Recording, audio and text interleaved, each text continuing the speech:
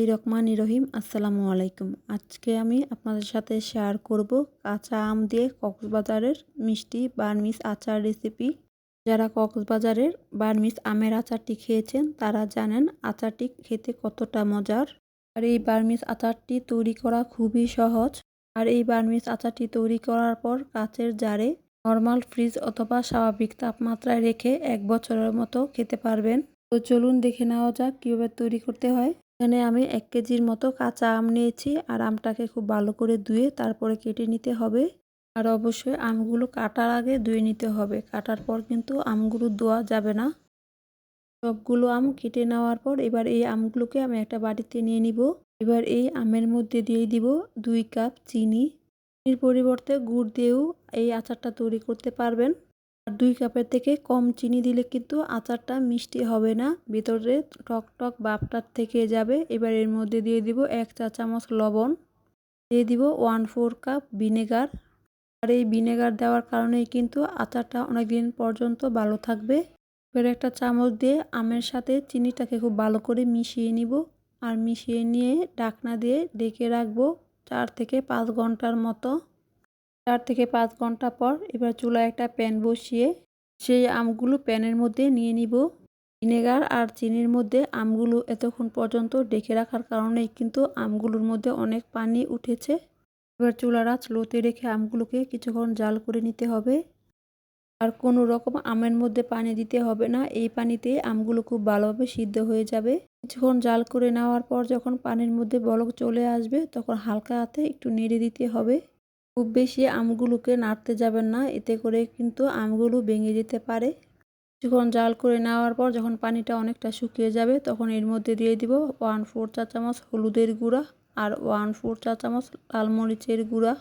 আচারটা যেন সুন্দর দেখা যায় সেই কারণে সামান্য পরিমাণের হলুদ আর মরিচের গুঁড়াটা দিয়েছি। এবার হালকা একটু নেড়ে চেড়ে দিব। চামচ দিয়ে না নেড়ে চাইলে কড়াইটা ধরেও নেড়ে চেড়ে দিতে পারেন। এদিকে আচারটা হতে হতে আমি অন্য চুলায় আচারের মশলাটা তৈরি করে নিব। চুলায় একটা প্যান বসিয়ে দিয়ে দিব 1/4 চা চামচ মিষ্টি জিরা অথবা মৌরি, আর দিয়ে দিব 1/4 চা চামচ জিরা, দিয়ে দিব 1/4 চা চামচ পাঁচফোড়ন, আর দিয়ে দিব 1/4 চা চামচ মেথি, 1/4 চা চামচ ধনিয়া। এবার চুলার আঁচ লোতে রেখে আচারের মশলাটা কিছুক্ষণ সময় নিয়ে ভেজে নিতে হবে। কিছুক্ষণ ভেজে নেওয়ার পর যখন আচারের মশলা থেকে সুন্দর একটা গন্ধ বের হবে তখন চুলা থেকে নামিয়ে নিতে হবে। এবার ঠিক একই প্যানে 2টা শুকনা মরিচ ভেজে নিব। যখন মরিচটা খুব সুন্দরভাবে ভাজা হয়ে যাবে তখন চুলা থেকে নামিয়ে মরিচটা আচারের মশলার সঙ্গে খুব ভালো করে গুঁড়ো করে নিব।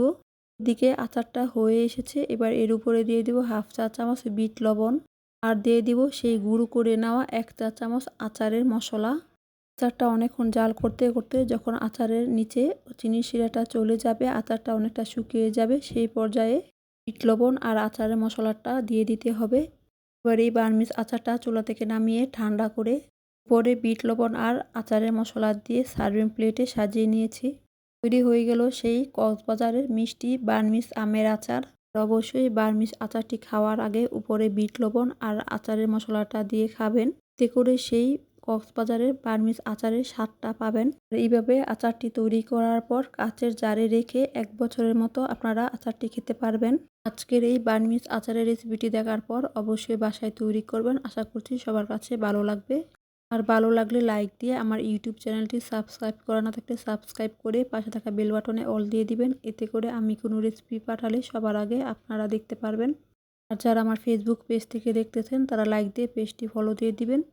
আর আমার রেসিপিগুলো আপনাদের কাছে ভালো লেগে থাকলে পরিবার এবং বন্ধুদের সাথে শেয়ার করতে ভুলবেন না। আজকের মতো এতটুকুই, সবাই ভালো থাকবেন। আল্লাহ হাফেজ।